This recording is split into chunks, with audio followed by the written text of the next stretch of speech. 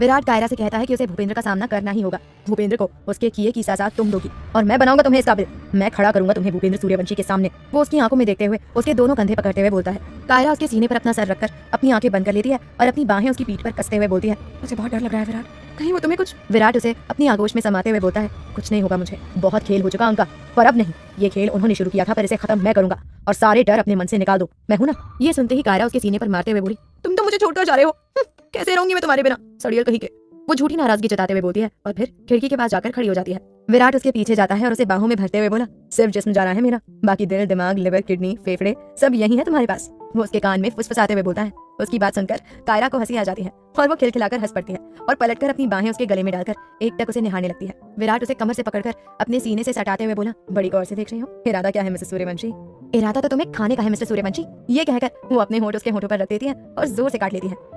विराट की आह निकल जाती है, तुम तो बहुत बदमाश हो गई हो यार, इतनी जोर से काटा है। अगले ही पल वो वापस विराट के करीब जाती है और वापस उसके होठों पर अपने होंठ रखते हुए बोलती है, तुम्हें तो आज मैं कच्चा चबा जाऊंगी। इसके बाद वो उसे डीप किस करने लगती है। विराट भी उसे कसकर अपने आगोश में समा लेता है और उसे बेतहाशा चूमने लगता है। दूसरी तरफ वर्षा बाहर गार्डन में टहल रही थी। सुधा बहाने से सिया को अपनी बहन के घर ले गई, ये कहकर कि उसे कुछ काम है तो वो 2 दिन वहीं रहेगी। असल में सुधा चाहती थी कि वर्षा और राघव को अकेले में टाइम बिताने का मौका मिले। वर्षा का मन तो नहीं था सिया को भेजने का, क्योंकि उसके बिना तो उसे कुछ अच्छा नहीं लग रहा था, पर वो सुधा को मना नहीं कर पाती। खैर, राघव के आने से पहले ही सुधा सिया को लेकर चली गई थी। वर्षा अपने ही ख्यालों में गुम इधर से उधर घूम रही थी और उसके ख्यालों में बस राघव था, बस राघव। जिस तरह राघव ने गलत सोच लिया था कि वर्षा उसके साथ शादी करके खुश नहीं है, वही गलतफहमी अब वर्षा को हो गई थी। उसे भी यही लगने लगा था कि राघव उससे शादी करके खुश नहीं है, या फिर बस वो उसे सिया की माँ मानता है, अपनी पत्नी नहीं। यही सोचते हुए वो मन में बोली, क्या राघव जी सच में मुझे अपनी पत्नी नहीं मानते? तो तू कौन सा उसे अपना पति मानती है? उसके दिल से आवाज आती है, तूने उसे कौन सा पति होने का हक दिया है? तू भी तो बस सिया की माँ बनकर ही रही है हमेशा, और फिर तुझे क्या? राघव तुझे अपनी पत्नी समझे या ना समझे, तू कौन सा उसे प्यार करती है? वर्षा के दिल से आती आवाज ने जैसे उसे नींद से जगाया हो। हाँ, सच ही तो है, मैं खुद भी आज तक कभी उनकी पत्नी नहीं बनी, तो वो मेरे पति कैसे बनते? हाँ, ये सच है कि मैं आज तक अपने अतीत में जी रही थी, अपने अतीत को जकड़ रखा था मैंने अपने हाथों में, वो अतीत जो मेरा रहा ही नहीं। पर नहीं, अब नहीं, अब मैं अपने अतीत से आजाद होना चाहती हूँ, खुलकर जीना चाहती हूँ, पूरे दिल के साथ राघव जी के साथ अपने रिश्ते की शुरुआत करना चाहती हूँ, जो कि मैं करूंगी भी। पूरे आत्मविश्वास के साथ बोला है वर्षा ने। उसके दिल से उलझन के बादल छट चुके थे और सच्चाई की परत से चेहरा चमक उठा था। राघव के साथ बिताया वक्त उसकी आंखों के सामने घूम रहा था। प्यार का तो पता नहीं, पर आपका साथ अच्छा लगने लगा है राघव जी। मुझे नहीं पता कि आपके दिल में मेरे लिए कोई फीलिंग है या नहीं, पर मेरी एक कोशिश करनी तो बनती है ना। ये सोचते हुए उसके होठों पर फैली मुस्कान और भी गहरी हो जाती है। वो जल्दी से अंदर जाती है, अपनी अलमारी खोलती है, नजर जाती है सामने रखी साड़ियों पर, जो कि राघव ने उसके मना करने के बाद भी जबरदस्ती उसे लेकर दी थी। इतना खुश था राघव उस समय, पर वर्षा ने आज तक उनमें से एक भी साड़ी को नहीं पहना, कभी ध्यान ही नहीं दिया उसने इतना। खैर, वो एक ब्लू कलर की साड़ी निकालती है जिस पर सिल्वर कलर का हल्का हल्का वर्क था। आईने में वो उसे खुद पर लगाकर देखती है और फिर शावर लेने चली जाती है। उधर घर पर ओमकार और उषा कहीं बाहर गए हुए थे। एंजल खाना खाकर आराम से सो गई थी। विवेक और अवनी घर के बैक साइड पर बने पूल साइड एरिया में बैठे हुए थे। पूल के आसपास के एरिया में घास लगी हुई थी, जिस पर अवनी बैठी हुई थी और उसकी गोद में सर रखकर विवेक लेटा हुआ था। अवनी उसके बालों में हाथ घुमाते हुए बोली, मुझे सब कुछ सपने जैसा लग रहा है विवेक, यकीन नहीं आ रहा कि तुम सच में मेरे पास हो। मुझे तो लगा था कि मैंने तुम्हें हमेशा के लिए खो दिया। मुझे लगा कि तुम मुझसे बहुत नाराज हो गए होगे क्योंकि मैंने तुम्हारे साथ। विवेक उसका हाथ पकड़ता है और अपने दिल पर रखते हुए बोला, ये धड़कन महसूस हो रही है ना तुम्हें? ये तुम हो पागल लड़की, ये दिल सिर्फ तुम्हारे लिए धड़कता है, सिर्फ तुम्हारे लिए। मानता हूँ कि बहुत सी गलतियां की है अपनी लाइफ में, पर तुम्हारे आने के बाद मुझे एहसास हुआ कि अवनी बीच में ही उसके होठों पर उंगली रखते हुए बोली, बस जो बीत गया उसे भूल जाओ। मैंने देखा है तुम्हारे साथ रहकर तुम्हें दिल से बदलते हुए। ये कहते हुए वो उसका माथा चूम लेती है। अगले ही पल विवेक उसे अपने पास आने का इशारा करता है। अवनी अपना सर उसकी बाजू पर रखकर उसके पास लेट जाती है। दोनों आसमान में टिमटिमाते तारों को देखते हुए बातें कर रहे थे अपनी आने वाली जिंदगी की। राघव अब घर पहुंच गया था। उसे नहीं पता था कि सुधा सिया को लेकर उसकी मौसी के घर गई है। वर्षा उसके बारे में सोचने लगी है। इस चीज को लेकर ही वो बहुत खुश था। वो डोरबेल बजाता है। वर्षा जो नहाकर उसी वक्त रेडी हुई थी, वो घड़ी में टाइम देखते हुए बोली, इस वक्त कौन आया होगा? राघव जी तो देर से आते हैं। खैर, वो दरवाजा खोलने जाती है। जैसे ही वो दरवाजा खोलती है तो सामने राघव को देखकर हैरान रह जाती है। उसे उम्मीद नहीं थी कि राघव इतनी जल्दी आ जाएगा। जहाँ वर्षा उसे हैरानी से देख रही थी, वहीं राघव का भी यही हाल था। वो भी उसे बिना पलके झपकाए देखे जा रहा था। नीले रंग की साड़ी जो कि उसके गोरे रंग पर बहुत जच रही थी, मैचिंग डीप नेक ब्लाउज, आंखों में गहरा काजल, माथे पर छोटी सी नग वाली बिंदी, मांग में सिंदूर, लाल सुर्ख बालों को एक साइड कंधे पर किया हुआ था, जिनमें से हल्का हल्का पानी टपक रहा था। राघव तो नजरें हटाना ही भूल गया था अपनी, और ये देखकर वर्षा के गाल गुलाबी हो जाते हैं। वो अपनी पलकें झुकाते हुए दरवाजे से हट जाती है और राघव को होश में लाते हुए बोली, आज आप जल्दी आ गए राघव जी। उसकी आवाज से राघव होश में आता है और अपनी हरकत पर छेप जाता है। आज आपके साथ वक्त बिताने आया हूँ वर्षा जी। इसी बात से नाराज थी ना आप मुझसे? ये सुनने की देर थी कि वर्षा का चेहरा खुशी से खिल जाता है, पर साथ ही साथ उसकी धड़कनें बढ़ जाती हैं, जैसे कोई चोरी पकड़ी गई हो। उसे समझ में नहीं आता कि वो क्या बोले। मैं आपके लिए पानी लेकर आती हूँ। इतना कहकर वो तुरंत किचन में चली जाती है। उसकी धड़कनें अभी तक बढ़ी हुई थी। राघव भी उसके पीछे जाता है। वो बाहर खड़ा वर्षा को देखते हुए मन में बोला, सही कह रही थी माँ कि वर्षा जी अपने दिल की बात खुद नहीं कहेंगी। मुझे ही सब समझना होगा, और समझ गया हूँ मैं कि जो आपकी आंखों में मेरे लिए दिख रहा है उसे प्यार कहते हैं। कोई बात नहीं, मैं भी आपके दिल की बात आपकी जुबान पर लाकर रहूंगा।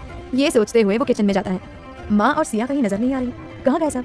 वर्षा उसे पानी देते हुए बोली, वो माँ जी कह रही थी उन्हें मौसी से कुछ काम है तो वो 2 दिन बाद आएंगी। राघव समझ जाता है कि सुधा जानबूझकर गई है। वो पानी पीता है। उसकी नजर वर्षा पर टिकी हुई थी और वर्षा थी जिसकी नजरें ऊपर नहीं हो रही थी। राघव पानी का ग्लास साइड में रखता है। आज आप बहुत अच्छी लग रही हैं वर्षा जी। वो थोड़ा सा उसके करीब जाते हुए बोलता है। वर्षा भी जैसे उसके मुंह से अपनी तारीफ सुनना चाहती थी, पर एक पत्नी की तरह पूछ नहीं पाई थी कि कैसी लग रही हूँ मैं। उसे कुछ समझ नहीं आ रहा था कि वो क्या बोले। मैं भी आई, इतना कहकर वो फिर से बाहर जाने लगती है, पर इस बार राघव उसका हाथ पकड़ लेता है और उसे अपनी तरफ खींच लेता है। आखिर आगे क्या होगा जानने के लिए सुनिए नई कहानी एक्सीडेंटल मैरिज। वर्षा जैसे ही बाहर जाने लगती है तभी राघव एकदम से उसका हाथ पकड़कर अपनी तरफ खींच लेता है। उसे उम्मीद नहीं थी कि राघव भी कुछ ऐसा करेगा। उसका दिल इतनी तेजी से धड़क उठता है जैसे उछलकर बाहर आ जाएगा। अभी वो राघव के इस झटके से बाहर नहीं आई थी, तभी राघव उसे दूसरा झटका दे देता है। वो अपना ठंडा ठंडा हाथ उसकी कमर पर रखकर अपने और करीब करता है। वर्षा बर्फ सी वहीं जम जाती है। चेहरा उठाकर राघव की तरफ देखने की उसकी हिम्मत नहीं हो रही थी, पर आज राघव अलग ही अंदाज में था। उसे समझ में आ गया था कि अगर एक शर्मा रहा है तो दूसरे को तो बेशरम बनना ही पड़ता है। वर्षा की हालत देखकर राघव मन ही मन मुस्कुरा रहा था। वो उसकी चिन पकड़कर ऊपर करते हुए बोला, मेरी तरफ देखो। वर्षा नाम में अपनी गर्दन हिला देती है। उसे समझ ही नहीं आ रहा था कि वो क्या कर रही है। देखो ना प्लीज, राघव फिर से बोलता है। इस बार वर्षा की नजरें ऊपर उठती हैं और राघव की नजरों से उलझती हैं। राघव ने अभी भी अपना हाथ उसकी कमर पर रखा हुआ था। वो अपने हाथों की उंगलियां कमर से ऊपर की तरफ ले जाते हुए, डोरी खुली है आपके ब्लाउज की, वो धीरे से बोलता है। ये सुनते ही वर्षा की बड़ी बड़ी आंखें और बड़ी हो जाती हैं। शर्म के मारे गाल लाल हो जाते हैं उसके।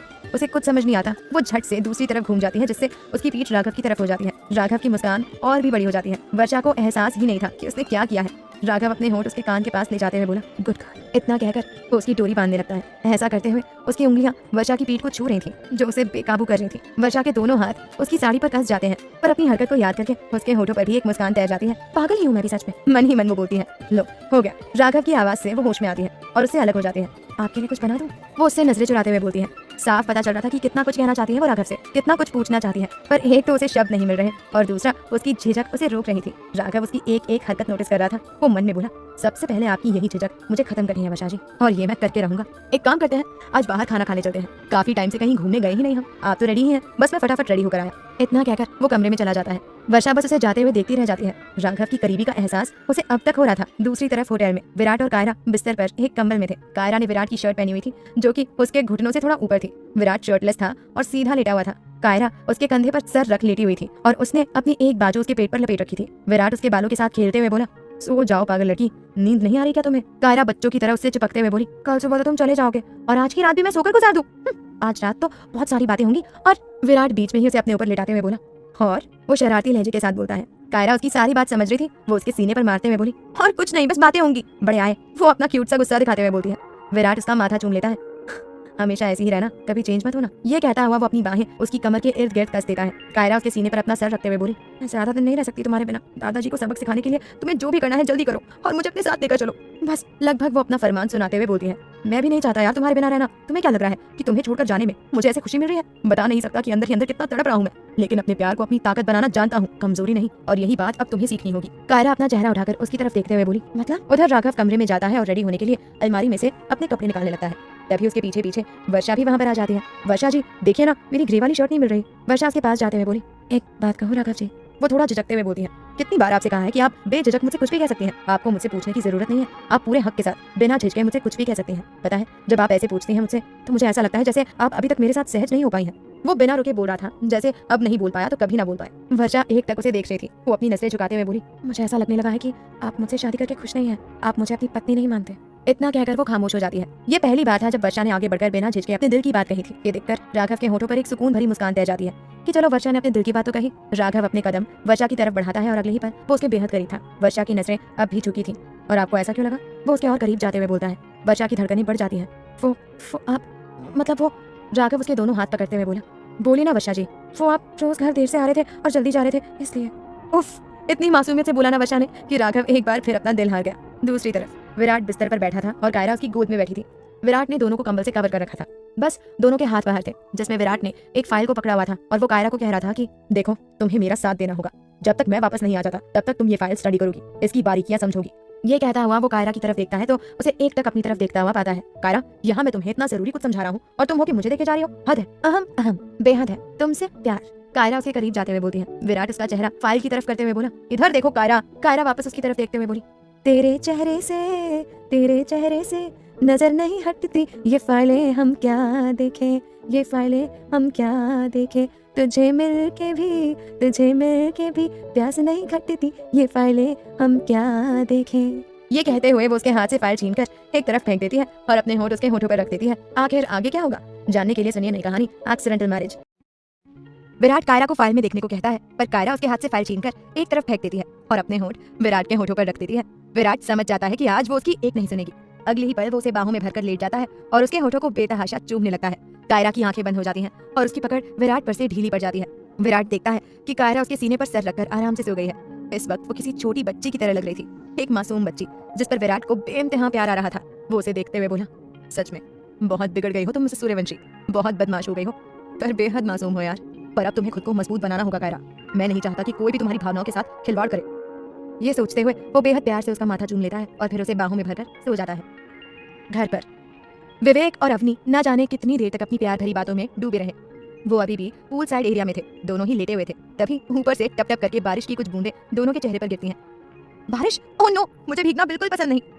ये कहते हुए अवनी जल्दी से उठती है और अंदर जाने लगती है, पर विवेक बीच में ही उसका हाथ पकड़कर अपनी तरफ खींचते हुए बोला, मेरे साथ भी नहीं।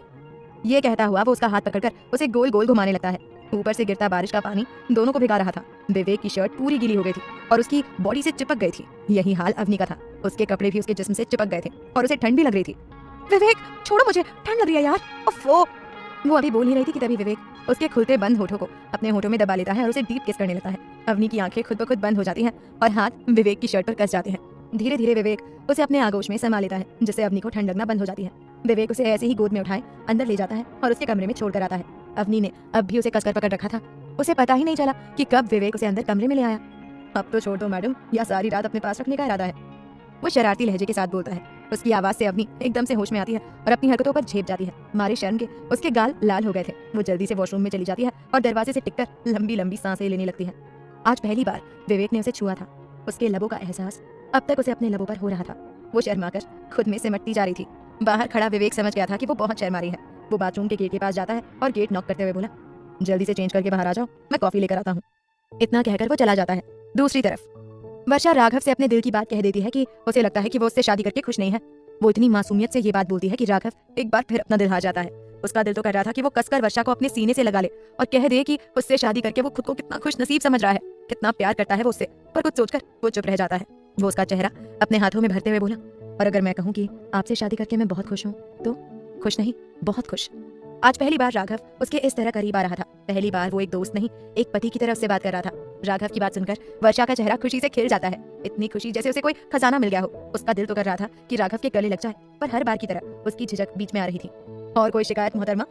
राघव मजाकिया अंदाज में बोलता है। वर्षा मुस्कुराकर उससे पीछे हो जाती है और अलमारी में से एक शर्ट निकालते हुए बोली, आज आप ये शर्ट पहनेंगे, ग्रे वाली नहीं। वो ब्लैक कलर की एक शर्ट उसके सामने करते हुए बोलती है। राघव झट से उसके हाथ से वो शर्ट लेते हुए बोला, जो हुक्म मेरे आका। ये कहकर वो हंस पड़ता है और उसके साथ वर्षा भी।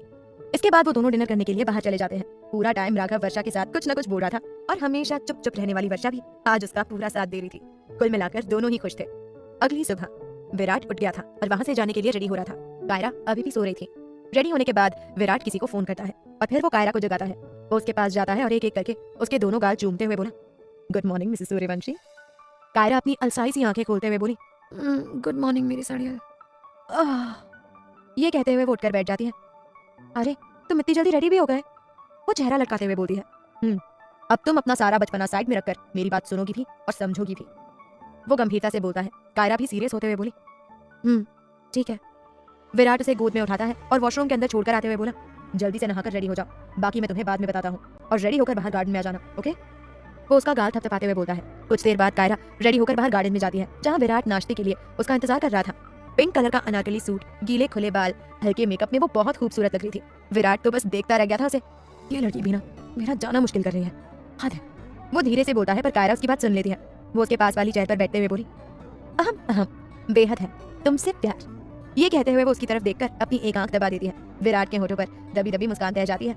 कायरा देखती है कि पूरे होटल में उन दोनों के अलावा और कोई भी नहीं है सिवाय वर्कर्स के।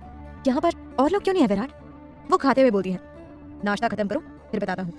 कुछ देर बाद वो दोनों नाश्ता खत्म कर चुके थे। जैसे ही वो दोनों अपना नाश्ता खत्म करते हैं, तभी कुछ लोग बाहर आते हैं और कायरा के सामने खड़े हो जाते हैं। सबसे पहले मैं तुम्हें बता दूं कि ये होटल तुम्हारा है, तुम यहाँ की ओनर हो। एक कमरे में बैठने की जरूरत नहीं है। अपनी मर्जी से तुम इस होटल के किसी भी कोने में घूम सकती हो, कहीं भी जा सकती हो। ये सुनते ही कायरा हैरानी से उसकी तरफ देखती है। इसके बाद विराट कायरा को सबसे मिलवाते हुए बोला, ये डॉक्टर नीलिमा जो हर वक्त यहाँ रहेंगी तुम्हारी केयर के लिए, और साथ में ये नर्स मीनल जो हर वक्त साय की तरह तुम्हारे साथ रहेगी, और ये है मिस्टर पंकज और इनके साथ मिस सौम्या जो तुम्हें ऑफिस से रिलेटेड काम समझाएंगे। कायरा धीरे से उसके कान में बोली, अरे ये काम तो तुम भी मुझे सिखा सकते हो ना, इनकी क्या जरूरत। विराट अपनी आंखें छोटी करके उसे घूरते हुए बोला, कल रात को मैंने कोशिश की थी तुम्हें सिखाने की, पर तुम्हारा तो ध्यान ही रोमांस में लगा हुआ था, मेरी बात कहाँ सुन रही थी तुम। मैं तभी समझ गया था कि तुम मुझसे तो काम नहीं सीख सकती।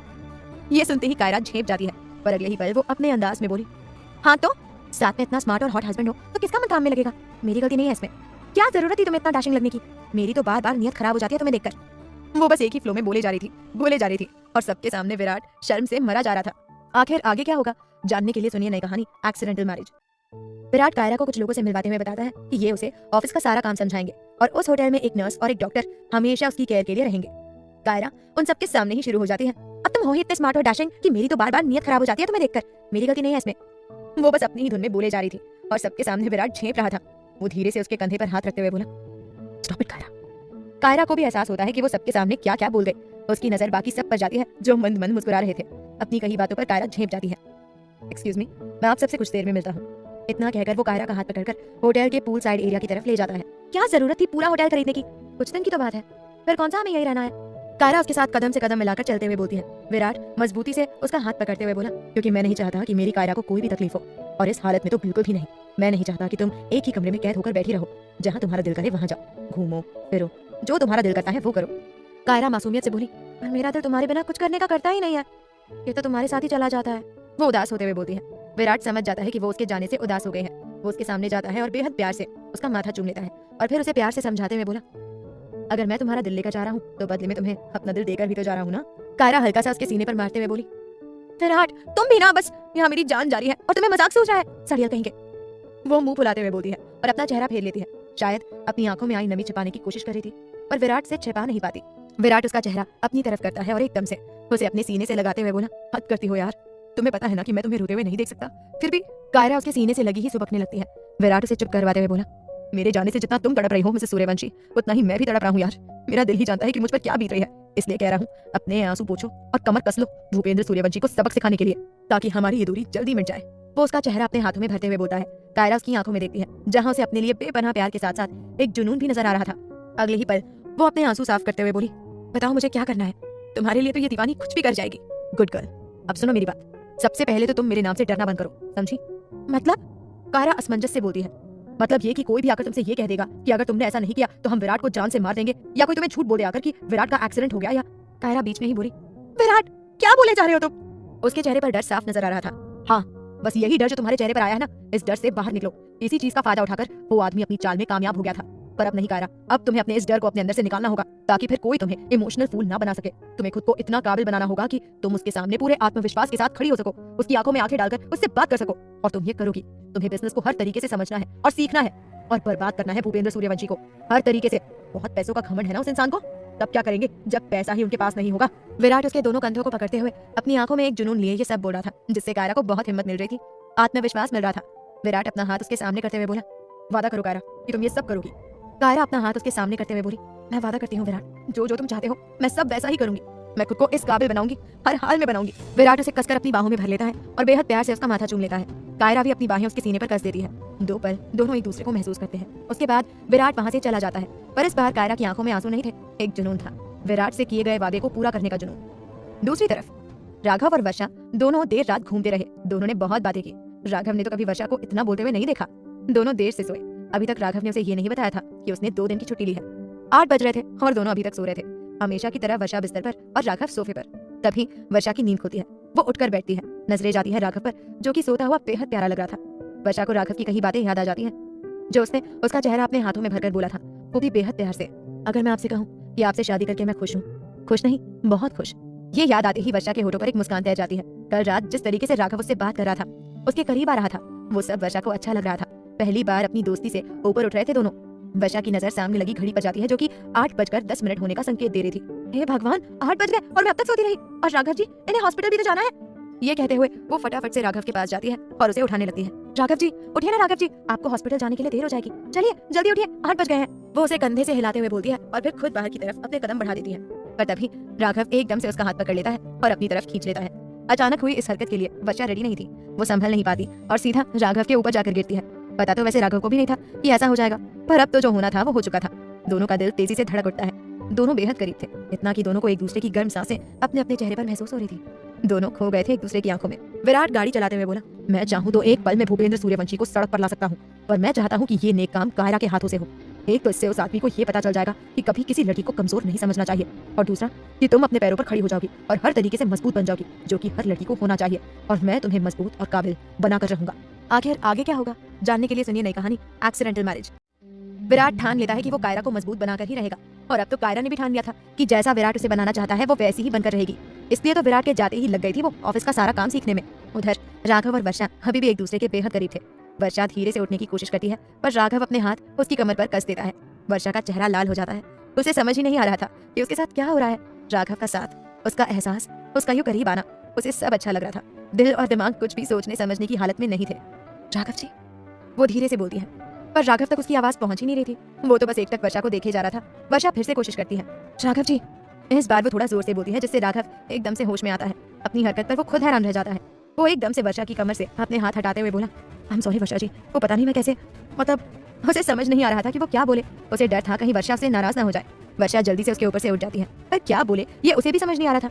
मैं आपके लिए जल्दी से नाश्ता बनाती हूँ, ये कहते हुए वो बाहर जाने लगती है, पर फिर उसे याद आता है कि वो तो अभी तक नहाई भी नहीं। नहीं नहीं, पहले नहा लेती हूँ। उसे समझ नहीं आ रहा था कि वो क्या बोल रही है, क्या कर रही है। बस बावरी हो गई थी वो। राघव उसे ही देखे जा रहा था। उसकी हालत देखकर वो मन ही मन मुस्कुरा उठता है। वो एकदम से उसके सामने जाता है और उसे दोनों कंधों से पकड़कर सोफे पर बिठाते हुए बोला, रिलैक्स। सबसे पहले आप ये बताइए कि आप इतनी हाइपर क्यों हो रही हैं? वो मैं उठने में लेट हो गई और अब आपको हॉस्पिटल जाने में देर हो जाएगी, इसलिए। वो बच्चों की तरह एक ही सांस में सब बोल रही थी और बेहद प्यारी लग रही थी। राघव को उस पर इतना प्यार आ रहा था कि उसका दिल कर रहा था कि वो कसकर वर्षा को अपने सीने से लगा ले। अगले ही पल वो खुद पर काबू पाता है और वर्षा के बराबर बैठते हुए बोला, ओफो, मैं तो आपको बताना ही भूल गया, मैंने 2 दिन की छुट्टी ली है। ये सुनते ही वर्षा हैरानी से उसकी तरफ देखते हुए बोली, 2 दिन की छुट्टी? पर क्यों? वो मैं पिछले कई दिनों से काफी बिजी था, तो आपको वक्त दे नहीं पा रहा था, इसलिए आप नाराज हो गई थी। तो मुझे लगा कि इससे पहले कि आपके अंदर की पत्नी जाग जाए और आप मुझे घर से निकाल दे, ये कहकर कि जाइए हॉस्पिटल में ही सो जाइए, उससे पहले मैंने सोचा कि आपको मना लूं। वो बेपरवाह सा बस बोले ही जा रहा था। उसकी बात पर वर्षा खिलखिलाकर हंस देती है। क्या राघव जी, आप भी, मैं ऐसा थोड़ी करती। वो तो मुझे पता है, पर ये 2 दिन सिर्फ आपके, सिर्फ और सिर्फ आपके।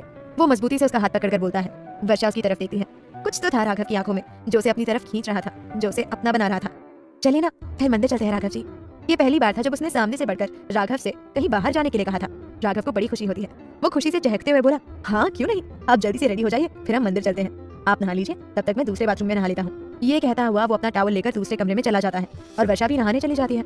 दोनों के दिल में हलचल शुरू हो गई थी। राघव तो पहले ही अपने दिल का हाल जानता था और अब शायद वर्षा के दिल की बात भी होठों पर आने वाली थी। खैर, वो दोनों रेडी होने लगते हैं। उधर आहान और गुंजन ने अपनी छोटी सी दुनिया की शुरुआत कर ली थी। दोनों साथ में बेहद खुश थे। आहान लग गया था अपने मकसद को पूरा करने में कि उसे अपने दम पर कुछ बनना है, और इस चीज में गुंजन उसका पूरा साथ दे रही थी। इस वक्त वो आहान का इंतजार कर रही थी। तभी खुशी से उछलता हुआ आहान अंदर आता है और आते ही गुंजन को अपनी गोद में उठाकर गोल गोल घूमने लगता है। हो मेरी प्यारी गुंजन, तुम तो मेरे लिए बहुत लकी हो यार। आई लव यू सो मच। आज मैं बहुत खुश हूँ यार। वो गुंजन को गोल गोल घुमाता जा रहा था और बोलता जा रहा था, अरे बाबा मुझे नीचे तो उतारो, आहान मैं गिर जाऊंगी। आहान उसे नीचे उतारते हुए बोला, मेरे होते हुए कैसे गिर जाओगी, मैं हूं ना तुम्हें संभालने के लिए। ये कहता हुआ वो हल्के से उसके होंठ चूम लेता है। गुंजन उसके सीने पर मारते हुए बोली, बदमाश, अच्छा बताओ ना क्या हुआ है। हाँ ये देखो, मेरा ये बिजनेस आइडिया उन लोगों को इतना पसंद आया है कि वो मुझे अपना बिजनेस पार्टनर बनाना चाहते हैं। ये सुनते ही गुंजन उसके गले में बाहें डालते हुए बोली, सच में, ये तो बहुत खुशी की बात है। आहान उसे सीने से लगाते हुए बोला, सच, इस पल के लिए मैंने बहुत मेहनत की है। अब देखना तुम्हारा आहान कैसे अपना नाम कमाता है और हर वो चीज जिसकी तुम हकदार हो, दौलत, शोहरत, हर खुशी दूंगा मैं तुम्हें। गुंजन शरारत भरी नजरों से उसकी तरफ देखती है और फिर उसे पीछे सोफे पर धक्का देते हुए बोली, फिलहाल तो मुझे मेरा आहान चाहिए। ये कहते हुए वो उसकी शर्ट के बटन खोलने लगती है और अपने होंठ उसके होंठों पर रख देती है। आहान की आंखें खुद ब खुद बंद हो जाती हैं और उसके दोनों हाथ गुंजन के बालों पर कस जाते हैं। इंडिया में दोपहर हो गई थी। राघव और वर्षा पहले मंदिर गए, फिर दोनों ने बाहर ही नाश्ता किया। इसके बाद राघव वर्षा को शॉपिंग पर ले गया। इन सब में दोपहर हो गई थी। अब वो दोनों घर जा रहे थे। रास्ते में एक जगह राघव अपनी बाइक रोकता है और साइड में लगाते हुए बोला, आप यहीं रुकिए वर्षा जी, मुझे बस 2 मिनट का काम है, मैं अभी आया। इतना कहकर वो लंबे लंबे कदम भरता हुआ जाने लगता है। जल्दी आइएगा, बस इतना ही कह पाती है वर्षा। ये राघव जी भी ना कितना सारा सामान दिलवा दिया और अभी तो और लेने को तैयार थे। हद करते हैं भाई। वो खुद से ही बोल रही थी कि तभी उसे बहुत जोर की एक आवाज सुनाई देती है, अरे अरे एक्सीडेंट हो गया, हे भगवान कितना भयानक एक्सीडेंट है, बेचारा वो सफेद कमीज वाला। ये आवाज उस तरफ से आ रही थी जिधर राघव गया था। सफेद कमीज, राघव जी ने भी तो सफेद, नहीं नहीं ये नहीं हो सकता। ये कहते हुए उसके हाथ से सामान वहीं गिर जाता है और वो उस दिशा में दौड़ पड़ती है। आगे बहुत भीड़ लगी हुई थी, जगह जगह खून भी साफ नजर आ रहा था। वर्षा घबरा जाती है। वो हिम्मत करके भीड़ को चीरती हुई आगे जाती है। सामने का मंजर देखकर उसका दिल दहल जाता है। राघव जी! वो चिल्ला पड़ती है। आखिर आगे क्या होगा, जानने के लिए सुनिए नई कहानी एक्सीडेंटल मैरिज। आगे बहुत भीड़ लगी हुई थी, जगह जगह खून भी साफ नजर आ रहा था। वर्षा घबरा जाती है। वो हिम्मत करके भीड़ को चीरती हुई आगे आती है। सामने का मंजर देखकर उसका दिल दहल जाता है। राघव जी! वो चिल्ला पड़ती है। सामने राघव था, जो गाड़ी में बैठे लोगों को बाहर निकालने की कोशिश कर रहा था, और इसलिए उसकी सफेद कमीज पूरी खून से भर गई थी। बस वर्षा ने उसकी कमीज पर लगा खून देखा और वो घबरा गई। राघव के कान में उसके चिल्लाने की आवाज पड़ती है। राघव जी! वो तुरंत सामने देखता है। सामने वर्षा खड़ी थी, जिसका पूरा चेहरा आंसुओं से भीगा हुआ था और वो किसी भी पल बेहोश होकर गिरने वाली थी। राघव भागकर उसके पास जाता है, पर तब तक वर्षा की आंखें बंद हो चुकी थी और वो राघव की बाहों में झूल जाती है। दूसरी तरफ विराट गाड़ी चला रहा था और सामने डैशबोर्ड पर अपना फोन टिकाकर उसमें कायरा को देख रहा था। पूरे होटल में कैमरे लगे हुए थे, हर कोने में, और उसका कनेक्शन विराट ने अपने फोन में ले रखा था। वो कोई भी रिस्क लेना नहीं चाहता था कायरा को लेकर, और दूसरा ये कि वो कायरा को देखे बिना रह नहीं सकता था। वो चाहता तो उसके साथ वहीं रह सकता था, पर नहीं, उसने कायरा से दूर रहने का फैसला लिया, सिर्फ और सिर्फ कायरा के लिए, क्योंकि उसे पता था कि अगर वो कायरा के साथ रहा तो कायरा वो कभी नहीं बन पाएगी जो वो उसे बनाना चाहता है। कायरा पूरी शिद्दत से ऑफिस का काम सीख रही थी। इस वक्त वो इतनी समझदार लग रही थी कि बस ये देखकर विराट के होठों पर बड़ी सी मुस्कान आ जाती है। ये लड़की भी ना कभी कभी बिल्कुल बच्ची बन जाती है, और कभी कभी इतनी समझदार कि बस कायरा को नहीं पता था कि पूरे होटल में कैमरे लगे हैं, जिनमें से वो उसे हर पल देख रहा है। कायरा को देखते हुए वो बोला, बस वो दिन दूर नहीं मिस्टर भूपेंद्र सूर्यवंशी, जब मेरी कायरा तुम्हें तुम्हारे किए की सजा देगी। तुम्हें पता चलेगा कि पैसा जरूरी है या परिवार। मैं सब करना तो नहीं चाहता था, पर आपने मुझे मजबूर किया है ये सब करने के लिए। बस आपके उल्टे दिन शुरू हो गए हैं। बेहद गुस्से से वो ये सब बोल रहा था। कायरा पूरी लगन के साथ अपना काम कर रही थी। तभी वो नर्स उसके पास आती है और उसके सामने जूस और कुछ फ्रूट्स रखते हुए बोली, मैम आपके खाने का टाइम हो गया है। कायरा उसकी तरफ देखते हुए बोली, अरे अभी कुछ देर पहले तो मैंने खाना खाया था, अब ये सब नहीं खाना है। नो मैम, सर ने मुझे कहा है कि आपका पूरा ध्यान रखना है, और अगर आपने ये नहीं खाया तो मुझे डांट पड़ेगी। प्लीज खा लीजिए ना। विराट फोन से सब देख रहा था। तुम्हारे सर की तो मुझे नहीं खाना अभी, और वैसे भी सर को बताएगा कौन, सो तुम टेंशन मत लो। वो मुस्कुराते हुए बोलती है। उसकी बातें सुनकर विराट का मुंह खुला रह जाता है। ओह गॉड, क्या आइटम मिला है मुझे, मतलब कितना खुराफाती दिमाग है इस लड़की का, इसे तो मैं अभी बताता हूँ। ये कहता हुआ वो गाड़ी साइड में लगाता है और कायरा को फोन करता है। कायरा का फोन रिंग करता है, जो कि विराट उसे जाने से पहले देकर गया था। नया फोन, नया नंबर, ताकि किसी को कायरा की भनक न लगे।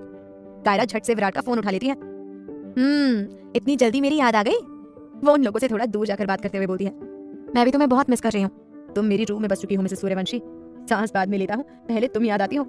ये सुनते ही कायरा के गोरे गाल लाल हो जाते हैं। क्या तुम भी? वो शर्माते हुए बोलती है। विराट कैमरे में से उसे ही देख रहा था। कसम से जब तुम ऐसे शर्माती हो ना, दिल लूट लेती हो यार। और तुम्हारे ये गाल जो लाल होकर कश्मीरी सेब बन जाते हैं, दिल करता है इन्हें खा जाऊं। पहले तो कायरा उसकी बातों पर झेप जाती है, पर फिर एकदम से बोली, तुम्हें कैसे पता कि मैं शर्मा रही हूँ?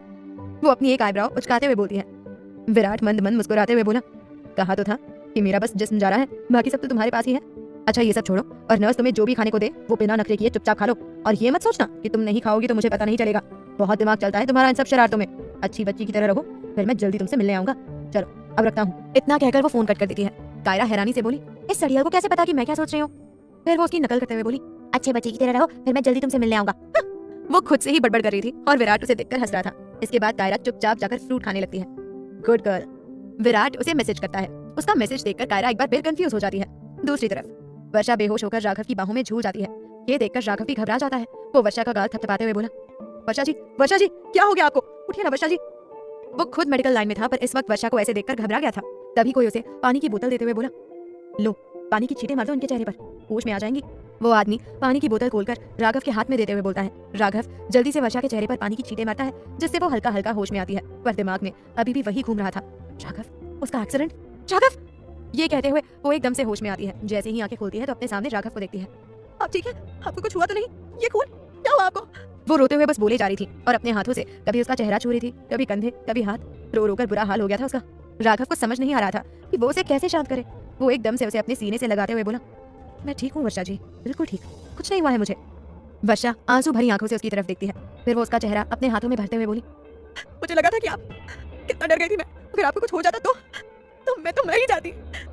भावनाओं में बहकर वो बस बोले जा रही थी, और ऐसा कहते हुए वो न जाने कितनी बार राघव का चेहरा चूम लेती है। मैं मर जाती राघव जी, आपके बिना मैं। राघव कसकर उसे अपने सीने से लगा लेता है। आखिर आगे क्या होगा, जानने के लिए सुनिए नई कहानी एक्सीडेंटल मैरिज। वर्षा को लगता है कि राघव का एक्सीडेंट हो गया है। ये देखकर वो एकदम पागल सी हो जाती है।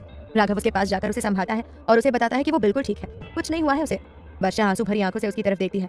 फिर वो उसका चेहरा अपने हाथों में भरते हुए बोली, मुझे लगा कि आप, कितना डर गई थी मैं, अगर आपको कुछ हो जाता तो मैं तो मर ही जाती। भावनाओं में बहकर वो बस बोले जा रही थी और ऐसा कहते हुए वो न जाने कितनी बार राघव का चेहरा चूम लेती है। मैं मर जाती राघव जी आपके बिना। मैं राघव कसकर उसे अपने सीने से लगा लेता है।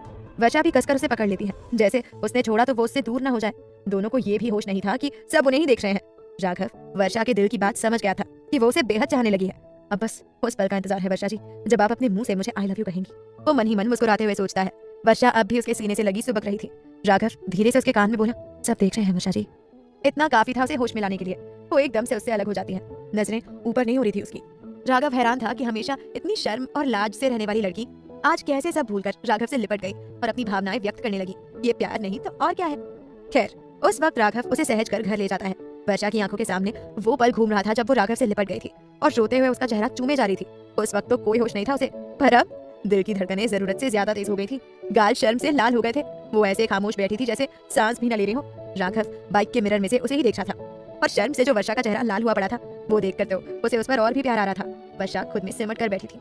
उसका हाथ बार बार राघव के कंधे की तरफ जा रहा था, पर फिर से झिझक और शर्म बीच में आ जाती है। राघव एकदम से गाड़ी के ब्रेक मारता है और पूरे हक से उसका हाथ पकड़कर अपने कंधे पर रखते हुए बोला, ये आपका हक है वर्षा जी। इतना कहकर वो फिर से बाइक स्टार्ट करता है और आगे बढ़ जाता है। वर्षा के होठों पर स्माइल आ जाती है। उसके हाथ की पकड़ राघव के कंधे पर और भी मजबूत हो जाती है, जैसे वो खुद से कह रही हो कि हाँ ये मेरा हक है। विराट भी अपनी कायरा को देखते हुए आगे बढ़ रहा था। दूसरी तरफ भूपेंद्र अपना सर पकड़कर ऑफिस में बैठा हुआ था। एक एक करके सारे एम्प्लॉय नौकरी छोड़कर जा रहे थे और यहाँ तक कि कोई नया एम्प्लॉय भी वहाँ काम करने को तैयार नहीं था। उसकी कंपनी के शेयर दिन ब दिन गिरते जा रहे थे। नौबत ये आने वाली थी कि अगर ऐसा ही चलता रहा तो ये कंपनी बेचनी पड़ सकती थी। मैनेजर बोला, सर अगर आने वाली डील हमें नहीं मिली तो हम पूरी तरह बर्बाद हो सकते हैं। ऐसी नौबत कभी नहीं आएगी। तुम मीटिंग की तैयारी करो, बाकी मैं देख लूंगा। कुछ सोचते हुए वो ये सब बोलता है। उधर राघव वर्षा को लेकर घर पहुंच जाता है। वो उसे अंदर लेकर जाता है और सोफे पर बिठा देता है। फिर वो उसके लिए पानी लेकर आता है। वर्षा उसे ही देख रही थी। कितना ख्याल रखते हैं राघव जी मेरा, कितनी केयर करते हैं। मेरी जरा सी तकलीफ से कितना बेचैन हो जाते हैं। वो उसे देखते हुए मन ही मन बोल रही थी। तभी राघव उसके पास आकर बैठते हुए बोला, ये लीजिए पानी। इससे पहले कि वो आगे कुछ बोलता उससे पहले ही वर्षा एकदम से उसके सीने से लगकर फपक पड़ती है। मैं बहुत डर गई थी राघव जी, बहुत ज्यादा। एक पल के लिए मुझे ऐसा लगा कि मैंने आपको खो दिया। आप सोच नहीं सकते कि उस वक्त मुझ पर क्या गुजरी थी। मुझे बस इतना पता है कि मैं आपके बिना नहीं रह सकती। आज तक खुद से दूर भागती रही, अपने अतीत में जी रही थी, पर आज आपको खोने के डर से मुझे ये एहसास हो गया कि अतीत तो मेरा कब का पीछे छूट गया। वो तो मैं ही उसे जबरदस्ती जकड़े हुई थी, पर अब नहीं। ये कहते हुए वो अपनी आंसू भरी नजरों से राघव की तरफ देखती है। राघव हैरान था कि उसे हो क्या गया है। मुझे नहीं पता कि आप मुझे लेकर क्या फील करते हो। मुझे अपनी पत्नी मानते हो, सिर्फ सिया की माँ। हाँ ये बात भी सच है कि मैं इस घर में आई तो सिया की माँ बनकर ही, पर आपके साथ रहते हुए कब आपकी पत्नी बन गई मुझे पता ही नहीं चला। या यूं कहे कि कब आपसे प्यार हो गया मुझे पता ही नहीं चला। ये सुनते ही राघव के चेहरे पर हैरानी और खुशी के मिले जुले भाव आ जाते हैं। मतलब वर्षा अपने दिल की बात इतनी आसानी से कह देगी, ये नहीं लगा था उसे। हाँ ये सच है। कब, कैसे, कहाँ पता नहीं, पर बहुत प्यार हो गया है आपसे। इतना कहकर वो वहां से उठकर अपने कमरे में भाग जाती है। राघव के होठों पर बड़ी वाली स्माइल आ जाती है। वो जल्दी से उठकर उसके पीछे जाता है। वर्षा वॉशरूम में थी। वो अपना चेहरा धोकर बाहर आती है। जैसे ही वो बाहर आती है तभी राघव उसकी कलाई पकड़कर अपनी तरफ खींच लेता है। वर्षा इस चीज के लिए तैयार नहीं थी। वो सीधा उसके सीने से जाकर लगती है। राघव अपने ठंडे ठंडे हाथ उसकी गोरी कमर पर रख अपने और भी करीब करते हुए बोला, हाँ ये सच है कि आप इस घर में सिया की माँ बनकर आई थी, पर एक सच ये भी है मैं तो आपको अपनी पत्नी बनाकर ही इस घर में लाया था। ये सुनते ही वर्षा हैरानी से उसकी तरफ देखती है। राघव से बिल्कुल अपने सीने से सटाते हुए बोला, जिस दिन आपको पहली बार देखा था ना, प्यार तो मुझे आपसे उसी दिन हो गया था। फिर जैसे जैसे आपको जानता गया वैसे वैसे आप दिल की गहराई में उतरती गई। आपके चेहरे पर खुशी देखने के लिए तो पागल हो जाता था। समझ में नहीं आता था कि ऐसा क्या करूं जिससे आप खुश रहें। और ये उम्मीद थी कि कभी तो ऐसा दिन आएगा जब मेरा प्यार आपके दिल में दस्तक देगा और आपको भी मुझसे मोहब्बत होगी। और देखिए आज वो दिन आ गया। राघव की बातें सुनकर वर्षा की आंखों में आंसू आ जाते हैं। वो उसका चेहरा अपने हाथों में भरते हुए बोली, इतना प्यार करते हैं आप मुझसे, इससे भी कहीं ज्यादा। वो उसके आंसू साफ करते हुए बोलता है, तो आपने कभी कहा क्यों नहीं। राघव उसके माथे से अपना माथा पकड़ते हुए बोला, डरता था कि कहीं आपकी दोस्ती भी ना खो दूं, पर अब मैं खुलकर अपने प्यार का इजहार कर सकता हूँ। I love you Varsha ji, I really love you. I love you too Raghav ji, I love you too. ये कहते हुए वो उसके सीने से लग जाती है और दोनों ही एक दूसरे को कसकर पकड़ लेते हैं। आखिर आगे क्या होगा जानने के लिए सुनिए नई कहानी एक्सीडेंटल मैरिज। राघव उसके माथे पर अपना माथा जोड़ते हुए बोला, डरता था कि कहीं आपकी दोस्ती भी ना खो दूं, पर अब मैं खुलकर अपने प्यार का इजहार कर सकता हूँ। I love you Varsha ji, I really love you.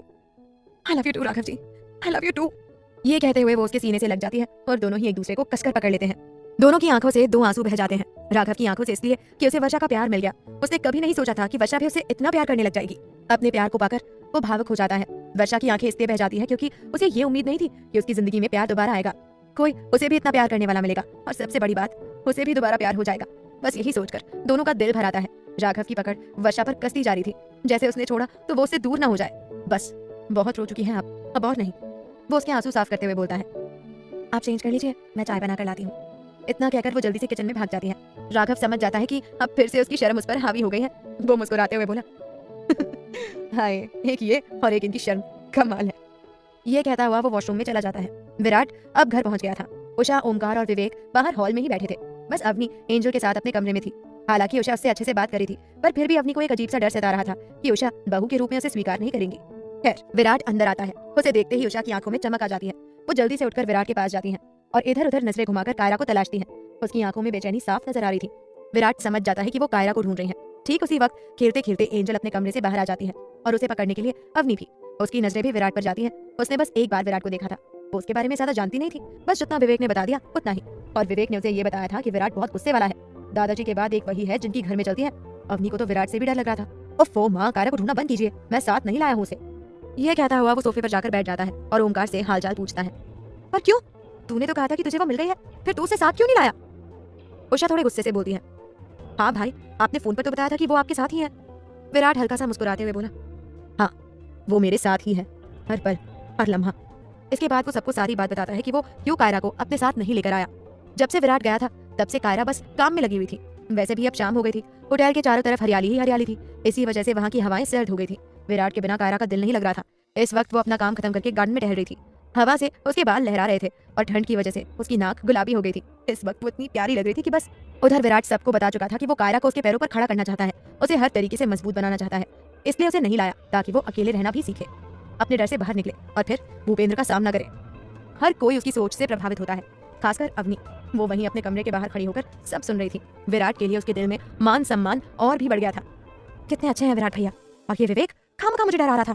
इतने में एंजल अपने घुटनों के बल धीरे धीरे खिसकते हुए विराट के पास चली जाती है। रेड कलर की ड्रेस में वो बहुत क्यूट लग रही थी। अपने छोटे छोटे हाथों से वो विराट की पैंट को पकड़ लेती है। ओ माय गॉड, इतनी क्यूट प्रिंसेस खुद मुझसे मिलने आई है।